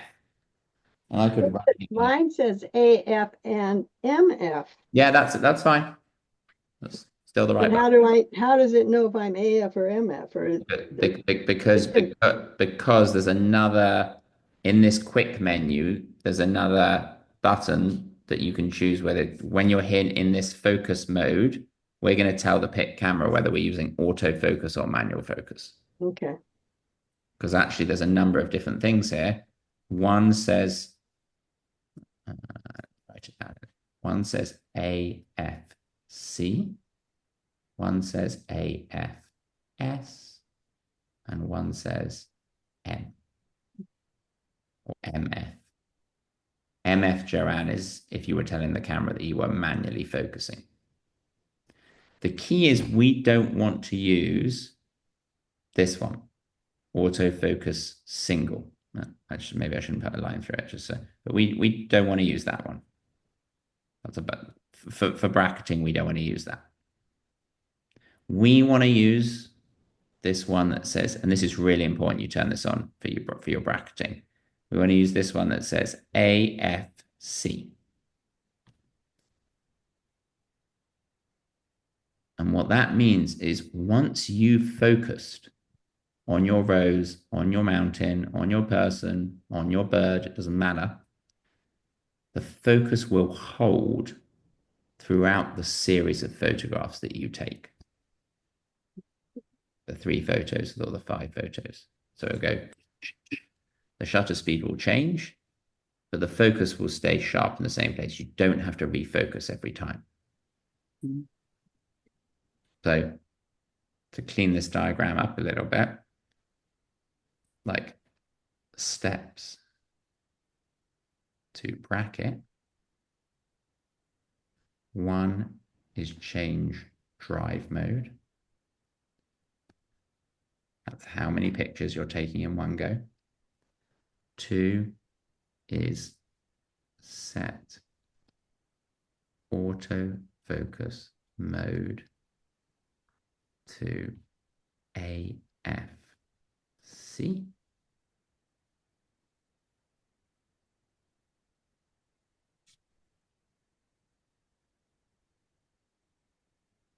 And then 3 is then you're ready to turn bracketing on. And for some of you, that's going to be the BKT button. And then you use the wheel, or I should say wheels, because it's front and back wheel, to choose A, number of frames, B, number of stops. And we really, to start off with, we want that at 3F1S. Okay. For those of you on Sony's, where you find this is if you go into the release mode or the drive mode. Some of your Sonys will call it release, some of it will call it drive mode. If you go into the drive mode and you scroll down, you're going to see single, you're going to see L, you're going to see M, you're going to see H, you're going to see the timer, what looks like a clock. And then you're going to see, if you carry on going down, if you've done these two steps before, you're going to see, it's like a column, you scroll down, you're going to suddenly see some letters and it's going to say 1F3S. And then you're going to go down and it's going to say, sorry, it's going to say, wrong way around. Sorry. It's going to say 3F1S. And then it's going to say 5F1S. And then it's going to say 7F1S. I just want you to put it on this and hit OK on your wheel. Put it on what? 3F, Oh, 3F, okay. 1S. Yeah, it looked like, yeah, that was hard to see. Sorry. I have everyone in my family is medical. I always get told I have doctor's handwriting. I scribble a little bit. So if you can't read anything, just let me know. But yeah, 3F1S. So that just means 3 frame. It doesn't show you this, but 3 frames, 1 stop apart. So that's step number 3. So step number 1, change the drive mode. Step number 2, change the AF area mode, the AF focus mode. Step number 3, turn it on. Step number 4, so I'm going to run out of room here. So I'm going to, does everyone, if you want to take a picture of that, just make sure you've got a picture and just let me know if you need me to stop. I'm done. Okay, good. Charlie, you get it? Just a No, second. just a minute. No problem. Got it. Okay, good. I heard some little clicks there. Charlie, you get it? Just about, just about, just about. I've got one arm, so I'm slower than everybody. It's okay. Take your time. Let me know when you've got it and I'll clear it. Okay. Okay. Step number 4 is then you are going to set your shutter speed, aperture, and ISO for the highlight. So you're going to change all your settings. So what will happen when you're looking through your camera, when you're looking through your camera, you are going to see it's going to look like that. It may even look darker. Like the picture that you're seeing may look like that. That's okay. That's what we want.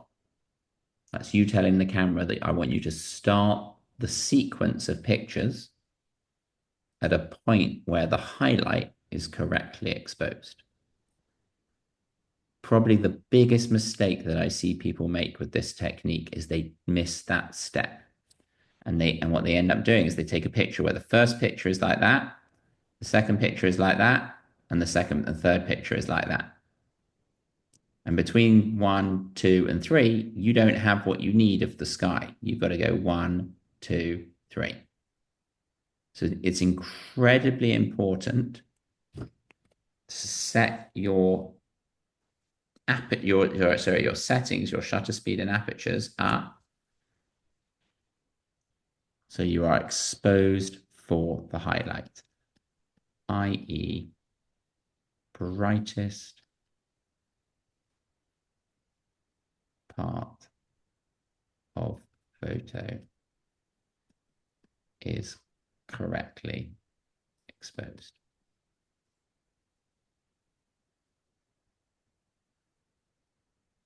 That makes sense to everyone, especially when I show the visual of it.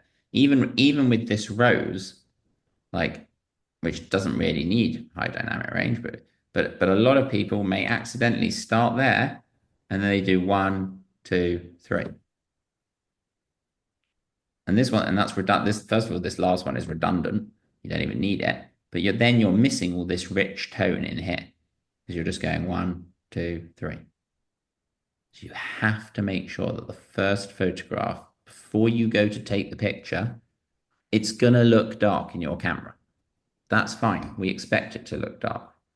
And your meter may well be flashing at you and saying you're stopped underexposed. You're 2 stops underexposed. That's perfect. We actually want it a stop underexposed because then we're going to take one a stop underexposed, one in the middle, and then one a stop overexposed. Then you take the picture and your camera will go 3 photos and will automatically change the shutter speed for you between the 3. If you want to be really fancy and you don't even want to press the button, if you put your camera on its timer and you press the button, it goes beep, beep, beep, beep, beep, beep, beep, beep, beep, beep, and then it takes the picture, it will go and it will take the 3 pictures for you. But it won't take more than 3 if you've said 3 frames. It will stop after 3. If you said 5, it will go 1, 2, 3, 4, 5, and it will stop. It won't let you take any more. Same when you're holding it. When you hold down your finger to take the picture, it will go but it then won't take another picture until you take your hands off. And then it will go back to the dark one and let you do another 3. That's really smart. And when you get good at this, and once you practice it, and this is kind of homework number 2, is I want you to practice doing a camera generated bracket. Right, but I do want you to start with the manual one, which is the 3 clicks, 3 clicks, 3 clicks. I want you to generate a number, if you can just practice, of a camera generated bracket. And then you're going to see the big advantage of that, especially when you're photographing stuff and you're in a rush and you're like on the move.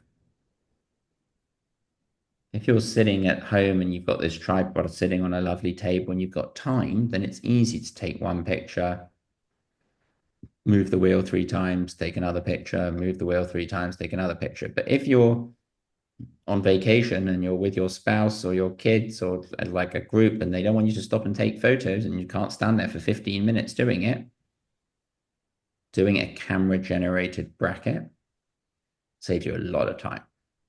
And you really don't have to think about it. You don't have to think about the camera. The main thing you have to think about is that the first photo is not overexposed. And what's kind of neat with HDR is sometimes I teach this to people and then every single picture they ever take, they take a bracket.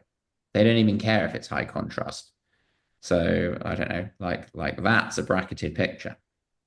This is a bracketed picture. I'll find one that's not obviously like a sunset. Like whenever you see a real estate photo, all of these, and they see the windows, every single one is a bracketed because the camera can't get that unless you had Mary. This is the confusing way, which I don't like, which is what your camera, which is under, over, middle. And I'd rather under, middle, brighter, because like this makes a lot more sense to Lightroom. But lots of people, when I teach them this technique, or they just learn it and they get really into it, is they bracket everything. And there's 2 reasons why you could do that. You would bracket everything, one as an insurance policy, because you may be like, I'm at this amazing waterfall in Iceland, and I'm never going to be here again. And I want to make sure I get the perfect exposure. I don't want to go home and realize I overexposed it or underexposed it. Bracketing is a way to have an insurance policy to know that when you get home, you're going to have 3 of every single picture at different exposures, and then you just choose the best one. Now, personally, I don't like recommending that because I like people to, it makes people lazy. And I think you need to think about it more. Plus, you're going to have to spend tons of time on your computer running through all the images and finding the well-exposed ones out of every set. Plus, you're going to take up 3 times the amount of space on your memory card and on your computer. Regardless, some people like doing it. So I'm just mentioning it to you. The second reason people like using HDR is you see a lot in fact, we'll look at this one of this building, is you see a lot more detail. Mhm. Because if you imagine you have a 40 megapixel camera, what you're actually doing is you're putting three 40 megapixel pictures together, which is giving you 120 mega. The file like triples. But the more megapixels that you have, the more detail you have, the more light that you see, the more color that you see. Remember, we're increasing the dynamic range. So this picture, you could have easily taken this picture without doing an HDR. This is not a high contrast scene. Same with this one. This is not a high contrast scene. But the colors of those wildflowers definitely look more vivid and prominent. The detail of the grass and the stream, because you've put more than one photograph together. So there's tons here I'm just finding as I'm flicking through. Like a lot of these, there was this one's a bit dark, but there was no need to bracket that. It's completely unnecessary. Like something like this, no need to bracket.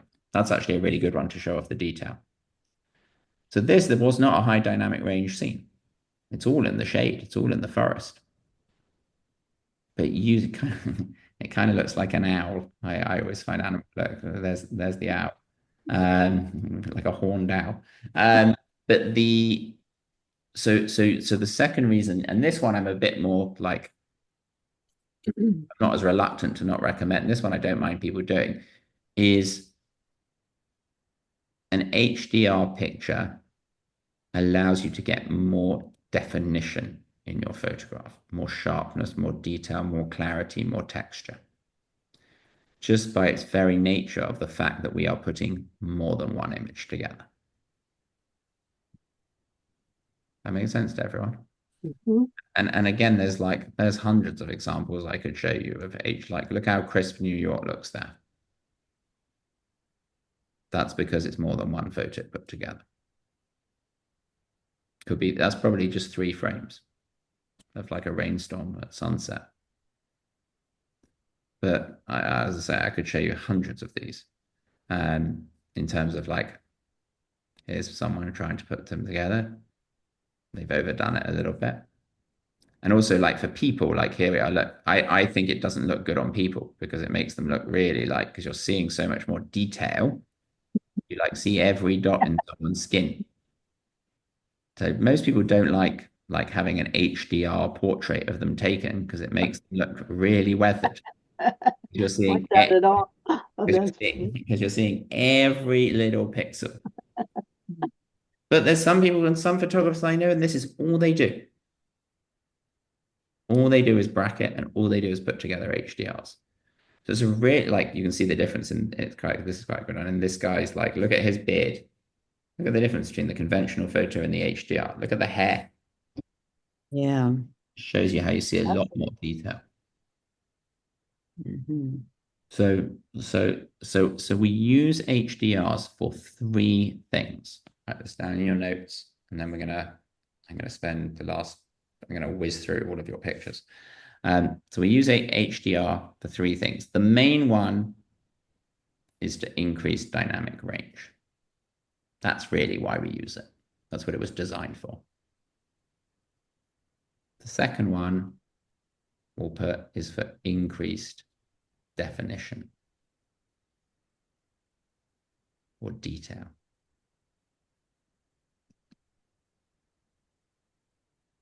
And the third one is an insurance policy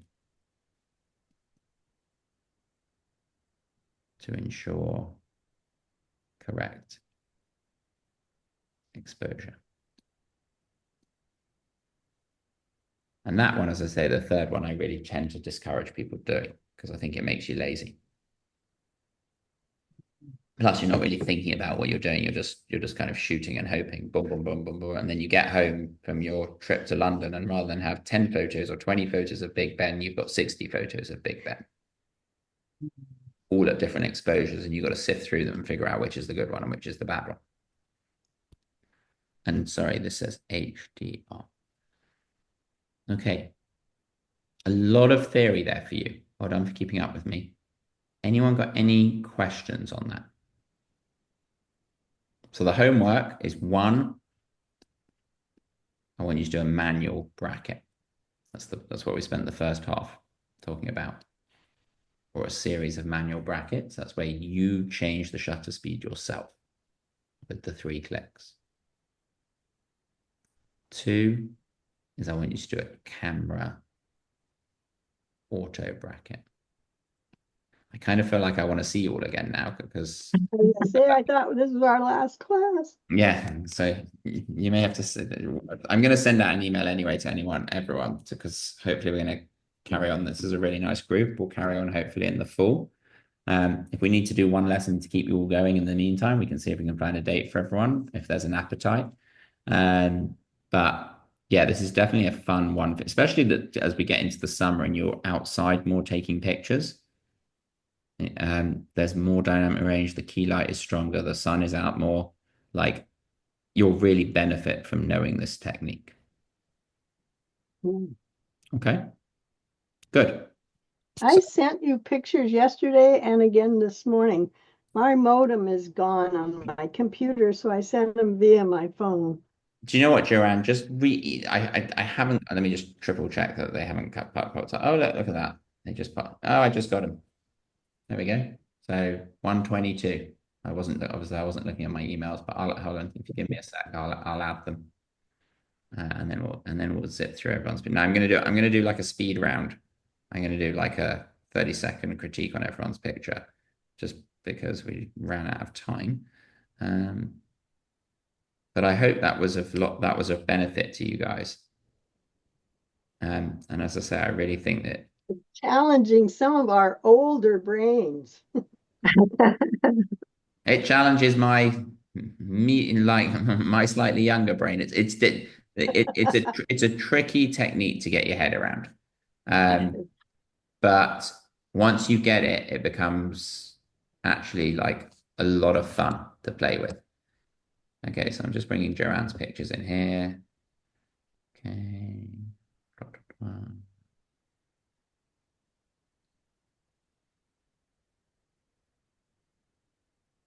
I'm running the computer off my phone right now. Well done for being able to do that. That's not easy.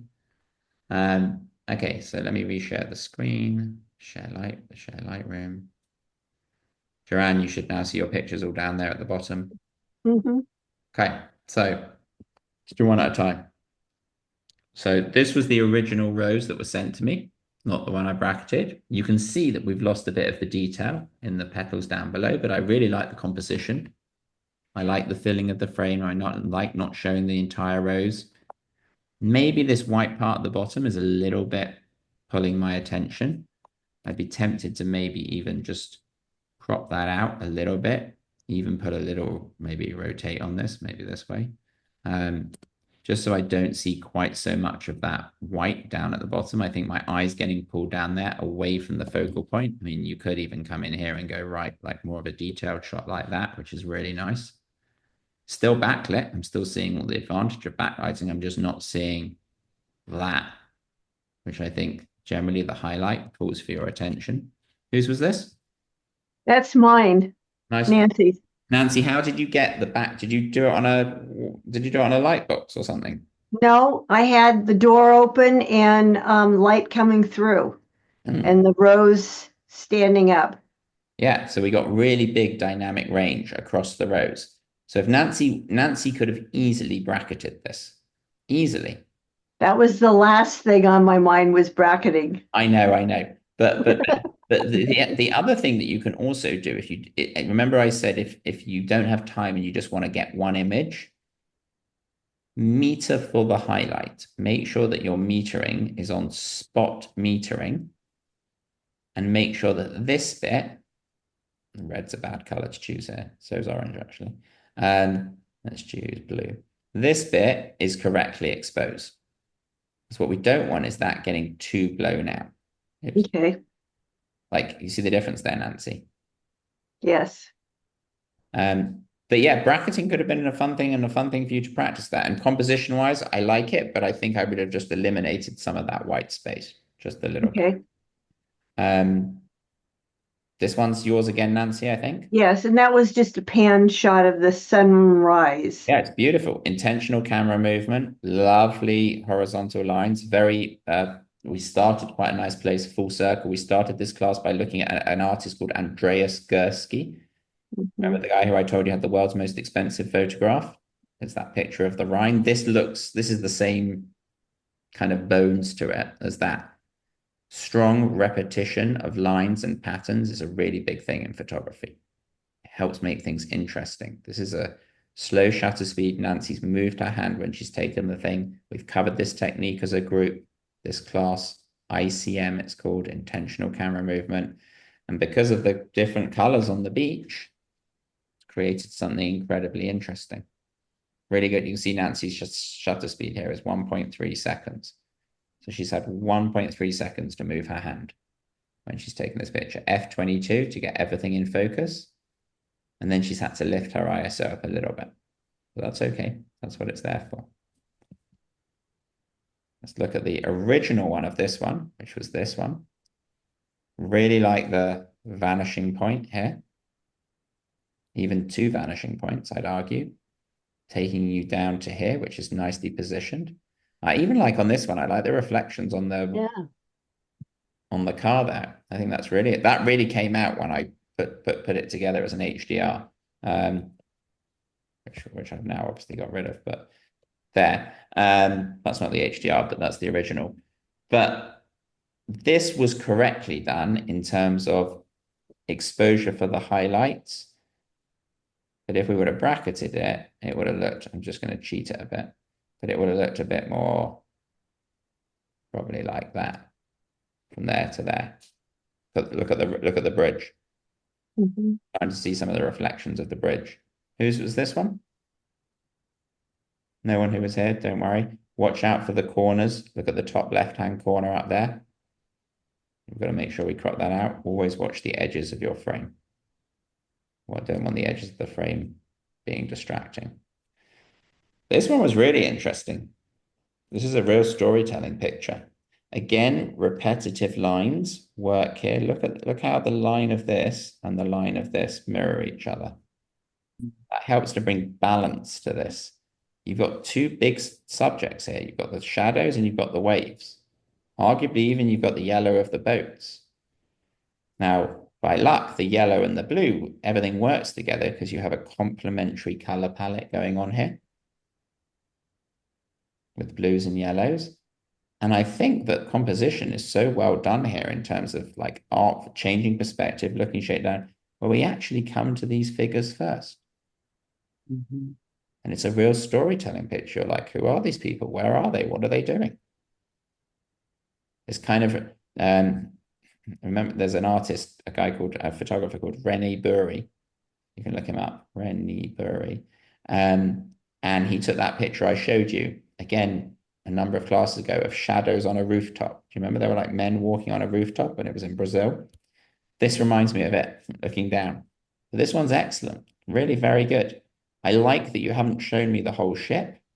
I may have cropped out this bit down here, maybe just that tiny yellow bit if I'm being hypercritical. I think that maybe just that would help draw the eye just a tiny bit more to the people. Or I'd remove it. I don't think that needs to be there. But everything else is really good about this picture. Is this someone who was here? No. Okay. Well done, whoever this was on the recording. Same here. Look at this one. Love the motion here and the colors, some type of performance going on. Slower shutter speed to show the movement. This has a level of artistry. All of the photos you sent, as I said at the beginning, the quality of the photography of this group has really amazed me in terms of the growth that you've all had over the past 3 months. I mean, most of these look, my biggest compliment I can make, they look like a lot of them, they were taken by a professional photographer. This looks great.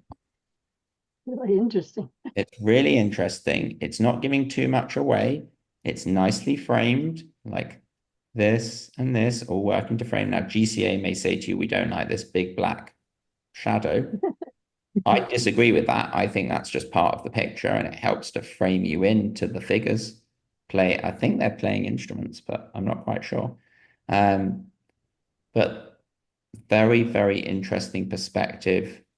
Good use of shadows. Love the colors. I'd probably, whoever's this is, maybe think about taking out that splotch there. You could remove that in Lightroom or Photoshop. But otherwise, very good. Beautiful sunset picture. Very good. Only critique on this one, I'd probably take out even more of the bottom and make it No, more. I tried brightening that and it just didn't look good. Yeah, because in truth, it wasn't bright to begin with. It was in the shadows. The sun was coming from the other side. So it works as a silhouette. I just think when you take a little bit of it out, Nancy, it kind of pulls your eye a little bit more to the Okay. sun and doesn't get stuck in what GCA don't like, which is that big dark shadow. I just think it removes a little bit of it. Really nice though. F number could have been a little bit higher, potentially. And I even would have been tempted, it depends what you're trying to do, Nancy, but watch out. You can see that the reeds here are like blowing in the wind. Now, maybe you wanted that to show the motion, but just be conscious of that. And if you Maybe don't, not enough. yeah, so I would go either more and make it really intentional, or I'd go faster and freeze them. This looks a little bit like we were caught in a halfway house. This is that ghosting that I was talking about earlier. The movie. Okay. This one's brilliant. Amazing. Really, really good. This is yours, Nancy, or someone else's? That's mine. This is an HDR, right, Nancy? I believe it was. Yeah, there's no way Nancy took this without bracketing. It's impossible. The camera cannot get it. So she's bracketed and then she's turned it black and white, which means Where is that? Yosemite. Oh, beautiful. yeah, this is Ansel Adams territory. Here's your S curve. Right. This is Half Dome. This is like the most famous. This is Half Dome up here, which is really famous in Yosemite. This is the Merced River. But yeah, this is obviously it's hard to take a bad picture in Yosemite, but still Nancy has successfully backlit this picture by probably taking 5 frames, one stop apart. I'm guessing. GCA didn't like all the dark on the right-hand side. Okay, well, I politely disagree. Mhm. This looks very Ansel Adamsy to me, which is great. I'm gonna go relatively fast because I know we're short of time, so we'll look at some together. Look how interesting these are for a backlit picture, especially the one on the right. I really like the one on the That's the same rose. left. I feel I'm taking a little bit to this. I'm not It's really, a wine bottle, the painted wine bottle. that's because I thought it was a tapestry.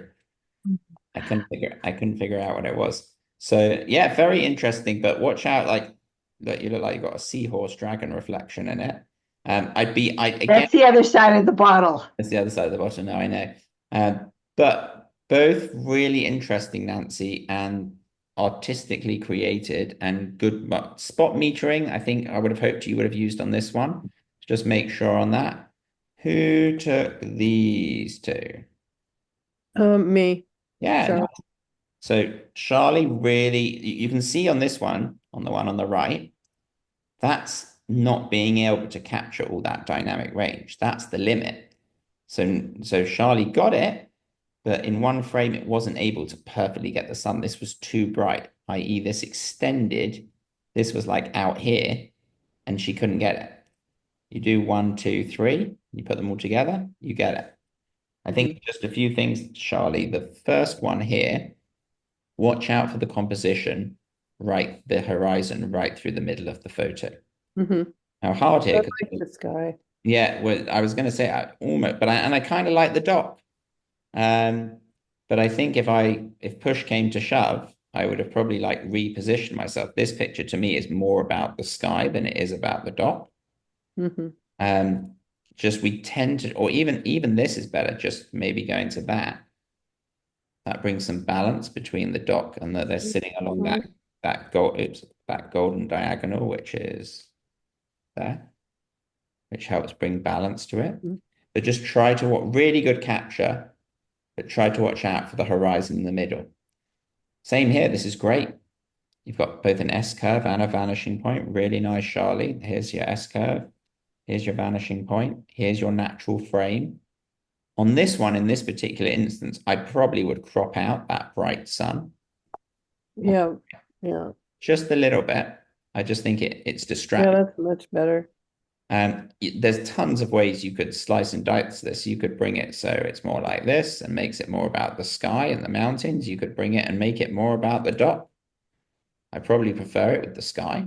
I think it's more interesting, but it probably just needs a minor crop just to get rid of that bright bit on the top right-hand corner. And it's a really good story. Remember, including people in our photos helps to introduce a sense of scale. Always good to try to incorporate people into a landscape photo. And then last but not least, Joanne, last minute entries. Here we go. I got one big comment on these, Joanne. Anyone guess what I'm going to say? Hmm. That's relevant to all four of these pictures. And I've just seen them for the first time. I've just pulled them up, but Showing too much area? yeah, you got it. I think there's two. I think I don't need to see like the back of the house. I don't need to see the grass. I want you, all of these, I think you could have moved closer. I think you could have zoomed with your feet. Like I'll use this one as an example. All nice shots, but like even just that straight away is so much more powerful and engaging Mhm. than seeing all of that. Because here there's lots of my eye to see. Remember my phrase, show less, tell more. And a big mistake, not a mistake, but a big thing that people just tend to do is they're like, oh my God, my garden's in bloom and there's all these beautiful colors and I have to show everything. Standing this amazing landscape and I have to show the whole thing. Often showing only that small vignette or just coming closer. Remember, fill the frame. I get what you're doing here, Joanne. You're trying to show the whole bloom and how beautiful it is. But even then, I think there's lots of stuff here I don't need to see. And by you just have moving like, well, maybe it's literally 6 to 8 inches further forward, or you could have gone extreme and you could have gone right in the nose of one of these flowers. There's tons of ways you could have done this. Mhm. I think would have created a more, slightly more engaging picture. Okay, look at that. Finished basically right on time. Started 5 minutes late, finished 5 minutes late. Um, I hope you all enjoyed that and found lots of value in the HDR stuff. I really do want you to go and practice. I am going to send an email out to everyone. Given that we're going into the summer, I know lots of people are away and it's hard to get people's calendars aligned. I would love to reconvene this group in like maybe September-ish, September, October, for another chunk of lessons if you guys are interested, because I feel like it's a really I like this group because you're all at quite a similar level, which really helps me. And you kind of feed off each other, which is nice. Would that be of interest to everyone here? Yeah, Yes. Yes. Yeah. Would it be of interest to do it like a almost like a just to keep the momentum up lesson, like so, like if we can find a time that work, obviously there's no time that every single person can attend, but they can also do you think it would be of value because it's quite a long way away if we go from May to September, October? Would you benefit, do you think, from one or two classes in the middle to kind of even spaced out maybe a month apart to keep your kind of keep you going Are and you keep talking June? Are you talking June, July? yeah, June, July, or Yeah, August. Like we do one in yeah. July and one in August. And then start off a Yes, bit more regularly again in the fall. But I'm sure. my concern is I'm worried between May and September, October, that's a reasonably long time. And what I yeah. don't want you to do is regress or like it's easy when I'm teaching you because I'm giving you things to do. When you haven't got that structure, sometimes I teach people and they're like, "Ugh, I haven't really had time to pick up the camera for 4 months. And then everything's kind of forgotten. And then we have to kind of start again. So that's what I'm going to propose. I'm going to propose a couple of lessons in the summer. I'll throw out some dates and see who's interested. And if you can please just get back to me and just say, yes, I'm interested, that would be great. And then I can add you to my list. And then with the potential to start another trench of lessons like we've done, spaced a couple of weeks apart in the fall, I think there's tons of learning opportunity for this group. Mhm.